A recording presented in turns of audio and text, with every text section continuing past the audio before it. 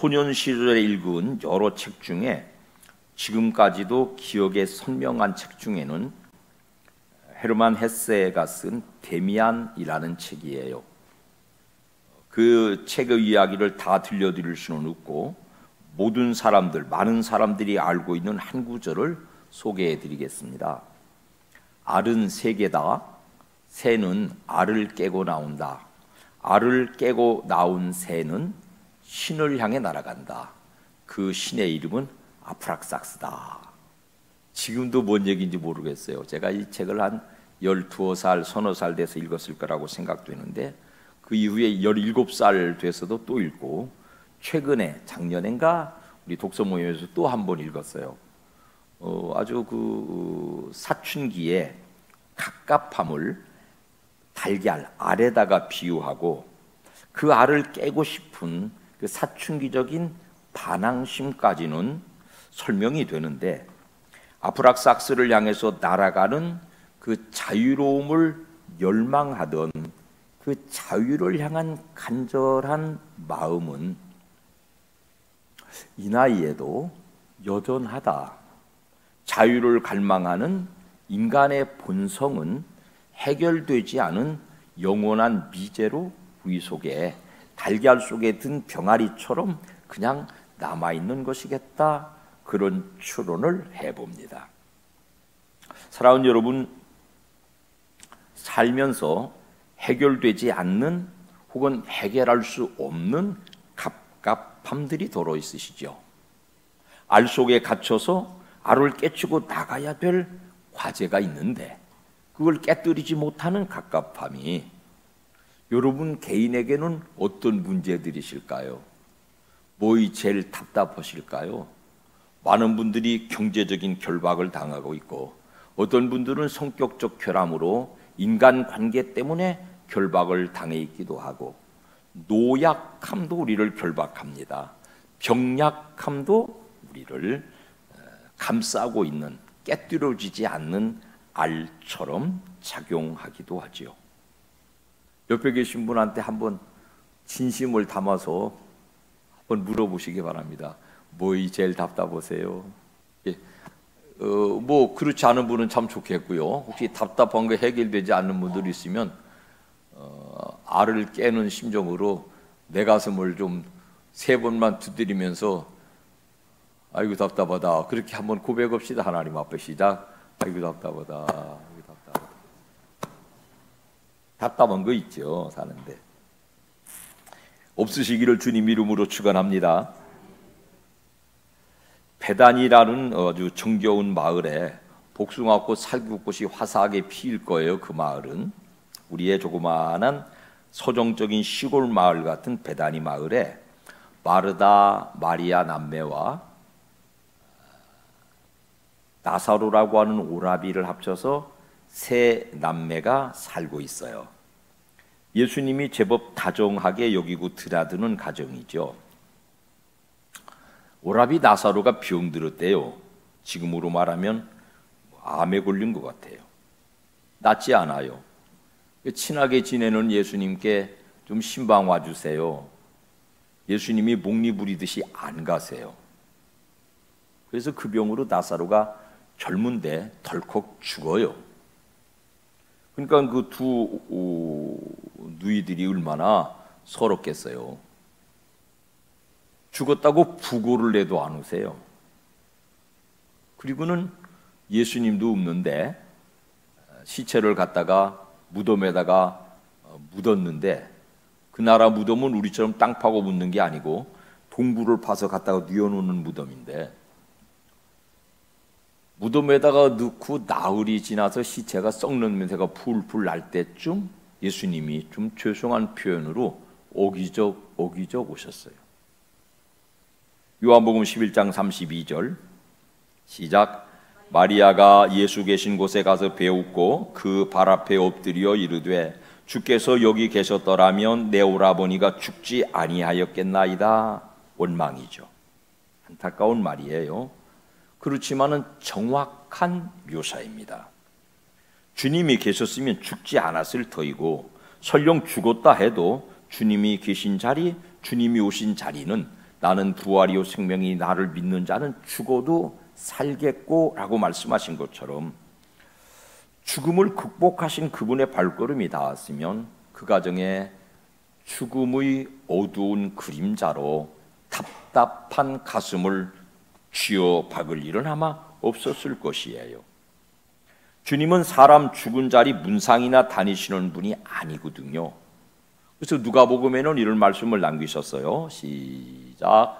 죽은 자들로 자기의 죽은 자들을 장사하게 하고 너는 가서 하나님의 나라를 전파하라. 죽은 자들을 관심하지 않으세요. 그건 죽은 사람들의 일이고 너는 살아있으니까 살아있는 일 해라. 여러분, 죽은 사람을 살려내는 것이 우리 기독교의 본질이에요. 답답에 짓눌려 죽은 사람, 죄로 영혼이 죽은 사람, 인생의 행복이 메말라 버린 사람을 통칭하면 죽은 사람일 텐데요. 우리 기독교의 본질은 그런 사람들을 살려내는 것이니 예배에 참석한 행여 답답에 갇혀있는 성도들이 있다면 오늘 그 예수님 깊이 만나셔서 회복되고 살아나시기를 주님 이름으로 축원합니다. 주님은요, 동네 사람들과 함께 장사 지낸 지 나흘이나 돼서 무덤 문을 여니까 썩은 내가 물씬 나는 나사로의 무덤에 가셨어요. 동굴로 된 무덤을 향하여서 죽어 있는 시체를 향하여, 나사로라는 인격체가 아니라 죽은 물질, 송장, 쉬운 말로 송장을 향하여서 제일 먼저 나사로야 나오너라 선포하셨어요.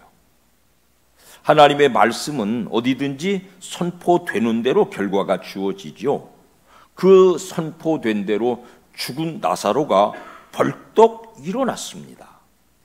자, 그런데 문제는 지금 그 몰골을 보니까 죽은 시체이기 때문에 그를 장사 지내느라고, 여러분도 유마하는 거 들어보셨죠? 뭔 놈 옷을 그렇게 정성스럽게 입히는지 모르겠어. 하여튼 입히고 싸매고, 그리고 맨 마지막에 우리 같으면 삼배로 칭칭 동여 7마디를 꾹꾹 묶어가지고 그러는 이유가 있어요. 그래야 몸이 흐트러지지 않거든요. 저도 참 이음 많이 해봤네요. 처음에 이음을 할 때는 시골에서 이렇게 내가 묶어가지고 관 속에 넣어놓고 그날 저녁에 와서 잘래면은 그렇게 묶어놓은 시체가 공중에 둥둥 떠다니고 그럽디다. 근데 이제 뭐 많이 하니까 이제 그렇지 않았어요.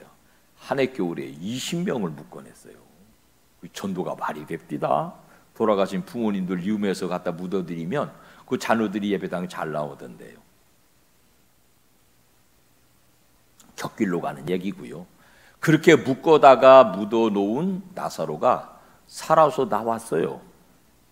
근데 여러분, 시체를 꽁꽁 묶어놨단 말이에요. 얼굴은 수건으로 쌌고 전신은 배로 꽁꽁 동여맸으니 들을 수가 있나, 볼 수가 있나, 말할 수가 있나, 먹을 수가 있나, 걸을 수가 있나, 손을 움직여 반가운 표시를, 악수를 할 수가 있나. 그런 사람을 일컬어서 산송장이라고 그러죠. 살았어요. 생명은 있어요. 그런데 전혀 사람으로서의 기능하지 못하니까 송장 취급합니다. 이름만 산 사람이에요. 사랑하는 여러분, 저나 여러분 모두는 죄로 죽은 영혼에 예수 그리스도를 생명의 구주로 받아들여서 그분의 이름, 그분의 공로, 그분의 내 죄를 대신 지시고 죽으신 십자가의 보혈의 공로로 살아난 줄로 믿습니다. 여러분 속에 그 생명이 있는 줄로 믿습니다. 물어봅시다. 볼 걸 바라보시나요? 현황되게 보는 건 아닐까요? 들을 얘기를 바로 들으세요? 자아가 강해서 누가 무슨 소리 해도 복음의 말씀을 들어도 귀가 닫혀 있는 거 아니세요? 마땅히 해야 될 말씀을 제대로 하고 계세요? 입술을 열어 마음껏 찬양하는 능력이 있으세요? 입술을 열어 마음껏 부르짖는 기도가 있으세요? 그렇지 못하다면 우리가 송장이래요. 여러분, 예배당을 향해서 새벽마다 걸어 나오는 활동력이 있으세요? 전도지 들고 나가서 불신 영혼들을 향해서 예수 믿고 복 받으세요. 전도할 수 있는 영적인 활동력이 혹시 있으세요? 있으면 살아있는 것이고, 없다면 예수께서 내 속에 생명을 주셨는데 그 생명이 내 속에 결박당한 상태, 내 생명이 그 속에 답답한 상태가 아니겠습니까? 무덤에서 살아나왔지만 전신을 배로 결박당한 것처럼 예수 믿어서 영적으로 새 생명 되었다고는 하지만은 전혀 영적인 활력 없이 짓눌린 사람, 결박당한 사람이 산송장입니다. 저의 소년 시절을 결박하던 답답함처럼 여러분의 신앙의 생명을 결박하는 거 뭘까요? 제가 지난 주간에 살펴본 바로는 가장 일반적으로 우리는 돈에 결박당해 살아요. 돈에 눈멀어 살아요. 명예욕에 눈멀어 살아요. 지난 일주간 작전 기도회 동안에 그들이 그 금송아지 섬긴 거, 그들이 왕을 달라고 그런 거, 그거 전부 다 눈멀어서 그래요. 돈에 눈멀고 내 주관은 권력에 눈멀고 그런 거예요. 성도답지 못한 인간관계에 우리는 결박당해 살고요. 욕심에 미움에 마음을 결박당하고 삽니다.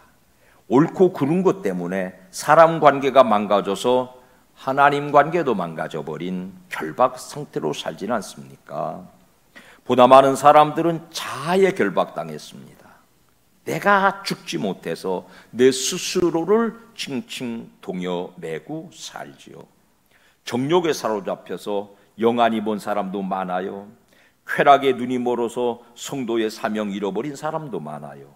게으름이나 땅 위에서 누릴 수 있는 이생의 자랑에 결박당한 사람, 뭔가 조그마한 일을 이루었다면 성취, 과업에 눈멀어서, 혹은 체면에 결박당한 사람, 더 많은 사람들은 자신의 개인적인 특성,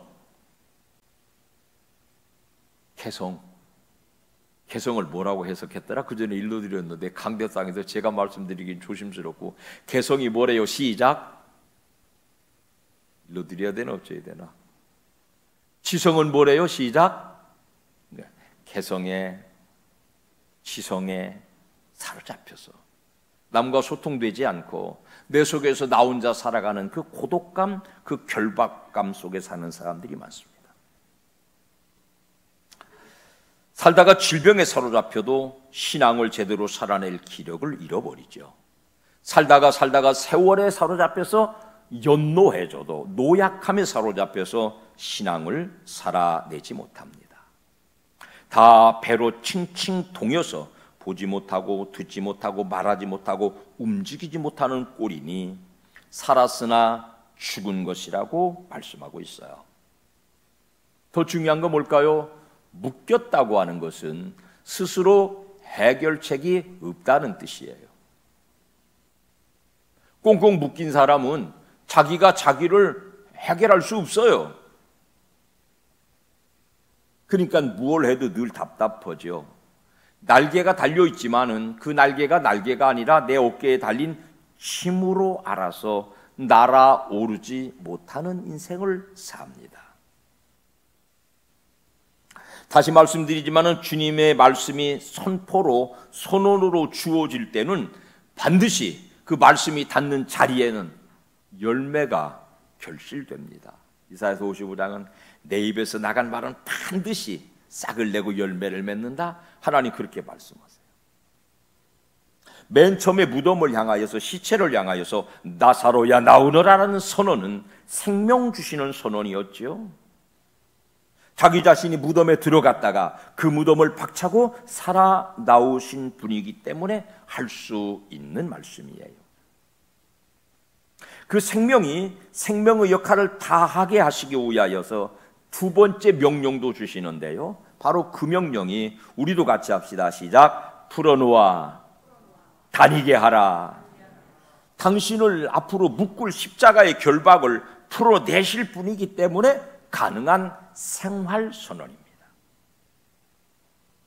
신앙은 신앙의 열매거든요. 신앙이 신령하고 신비한데 멈춰 있으면 안 돼요. 건강한 기독교 신앙은 이성적이어야 돼요. 도덕적이어야 돼요. 그 다음에 신비한 거예요. 근데 신앙이 신비한 쪽으로 치우쳐버리면 윤리 도덕도 인간의 건강한 이성도 사라져버려서 결박당하게 됩니다. 생활신앙은 신비와 윤리와 또 이성을 합해서 만들어내는 생활의 결과이겠습니다. 그것을 일컬어 우리는 신앙의 열매 혹은 신앙의 실천, 그렇게 이름짓죠. 우리를 결박하고 있는 모든 문제는 단순한 것이 아니어서 그 정체를 파악하기가 어렵거니와 혹은 파악한다고 해도 논리적으로나 이론적으로나 해결할 수 있는 거 아니에요. 단순하게 기억하시기 바랍니다. 우리 인생의 결박을 풀어주시기 위하여서 전능하신 창조주 하나님의 손과 발이 십자가에 결박당하셨습니다. 그 주님은 우리가 당신의 공로로 결박을 풀기를 원하고 계세요. 오직 이런 선언을 통해서만 결박들은 풀릴 수 있습니다. 생각하고 도모하는 일로는 결박을 더 강화할 뿐이에요. 우리도 주님의 말씀을 빌어서 주님의 이름을 강력한 능력으로 사용하셔서 우리 자신을 향하여서 한번 선언해 보도록 하겠습니다. 나 대신, 큰 소리로 같이 합시다. 시작. 나 대신 결박당하신 십자가 예수님의 이름으로 나를 결박하는 모든 요소들을 풀어놓아 다니게 하라. 한번 다시 합시다. 시작. 나 대신 결박당하신 십자가 예수님의 이름으로 나를 결박하는 모든 요소들을 풀어놓아 다니게 하라. 아멘. 신앙의 생활에 진보와 발전이 있으시기를 주님의 이름으로 축원합니다. 결박은요, 우리 일상을 짓누르는 것들만이 아닌 거 발견했어요. 성도가 성도의 이름을 가지고 있지만 성도 역할을 못하는 거, 속에 들어있는 거를 밖으로 드러내지 못하는 거를 결박이라고 그럴 거예요. 본질은 있지만 그 본질을 드러내지 못하는 상태가 결박당한 상태 아니겠습니까? 예를 들면 썩지 않은 씨앗이 하나 있는데 얘 속에는 생명이 있어요. 근데 얘가 땅에 떨어져 썩어야 비로소 그 생명이 싹을 내잖아요. 시작. 한 알의 밀이 땅에 떨어져 죽지 아니하면 한 알 그대로 있고 죽으면 많은 열매를 맺느니라. 땅에 떨어져 씨앗이 썩어야 결박이 풀리는 거예요. 그래야 그 속에 들어있는 생명이 발아해서 자라서 결실에 이르게 되는 것이에요.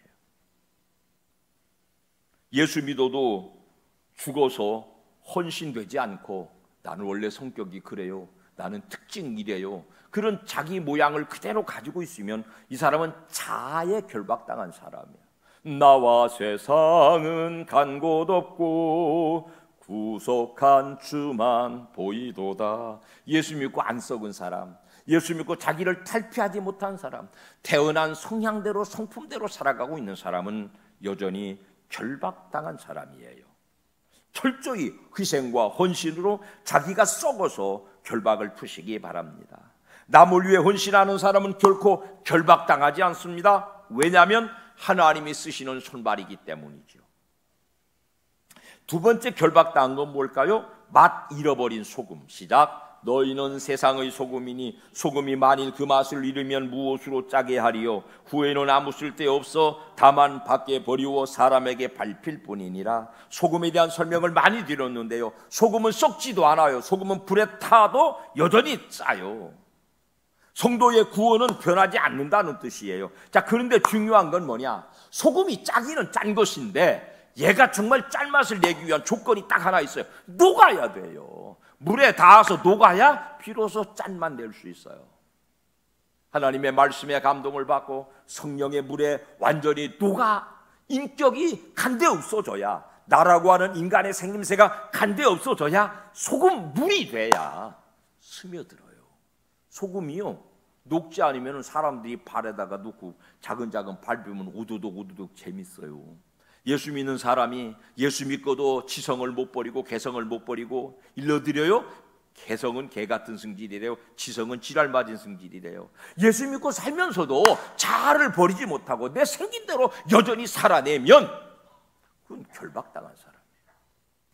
소금은 녹아서 작은 틈에라도 스며들면 영향력을 행사합니다. 우리는 한 사람씩 두 사람씩 이름 써놓고 전도하자고 기도하고 있어요.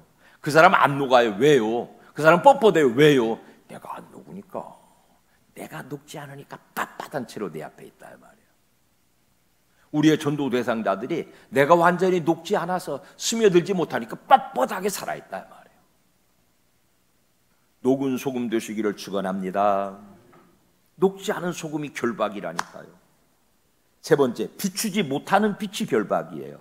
마태복음 5장 16절 시작. 이같이 너희 빛을 사람 앞에 비추게 하여 저희로 너희 착한 행실을 보고 하늘에 계신 너희 아버지께 영광을 돌리게 하라. 우리는요, 빛을 스스로 내지는 못해요. 하나님이라는 빛을 받아서 반사하는 건데, 반사체의 가장 중요한 가치는 깨끗함이에요. 맑아야 반사하죠. 오염되면 반사 못하지 않아요. 하나님의 빛을 받아서 반사하는데 내가 착하지 못하면, 맑고 바르지 못하면 누가 그 빛을 받겠어요? 예수 믿고 사는 여러분, 착하고 정직하게 사시기를 축원합니다. 맑고 밝게 사시기를 축원합니다.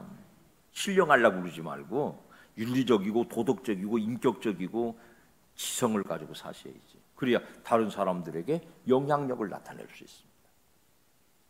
네 번째, 잃어버린 것들이 많아요. 자, 보세요. 성경에 누가복음 15장에 길을 잃어버린 양은 양인데 효용 가치가 없어졌어요. 위험해요. 늑대가 와서 잡아먹어요. 기능을 상실한 양.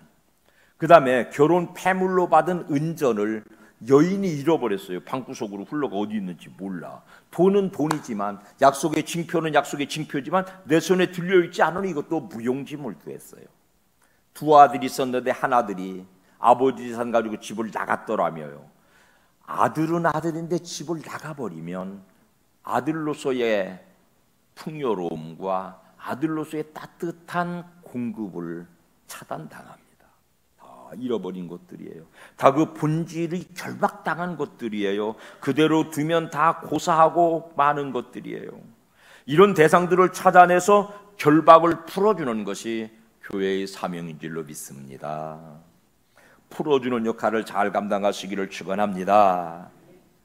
포도나무가 줄기에서 떨어지면 이것도 결박이에요. 왜냐하면 포도나무인데 줄기에서 떨어졌으면 영양 공급받지 못해 열매 못 맺으니까. 선포되지 않는 말씀. 저나 여러분이 하나님이 나를 사랑하시고 내가 죄인인데 내 죄를 대신 지시고 예수님이 십자가에 달려 죽으심으로 구원받은 말씀이 살아있죠. 근데 있잖아요, 그 말씀이 선포되지 않고 내 마음 속에, 내 인격 속에, 내 체면 속에, 내 분주한 일상 속에 갇혀 있으면 이게 정말 결박이에요. 내가 하나님의 말씀을 받아서 구원받았어요. 나를 통해서 그 말씀이 흘러가면 내가 살아있는 생명체가 돼요. 갈릴리 바다는 위에서 들어오는 물을 받아들이고 사해로 흘려보내니까 생명이 사는 바다가 됐는데, 사해 바다는 물을 받아들이지만 흘려보내는 데가 없으니까 죽을 쐈자 데드씨 사회가 됐대요. 죽어버렸어요. 여러분, 하나님의 말씀이 내 속에 들어왔는데 내 속에 종착역 되면 나는 죽어요. 그들이 듣든지 안 듣든지, 때를 얻든지 못 얻든지 그들을 향하여서 하나님의 말씀을 끊임없이 흘려보내셔야 내가 살아요. 그 전도는 왜 하느냐? 나 살라고 하는 거예요. 그분이 사는지 여부는 하나님 앞에 맡기시고 나는 내 영이 살기 위하여서 내가 받은 말씀이 내 속에서 최종착지가 돼서 사해바다처럼 죽어가지 않기 위하여서 여러분 속에 임하신 하나님의 말씀이 모든 세상을 향하여서 선포되시기를 주님 이름으로 축원합니다.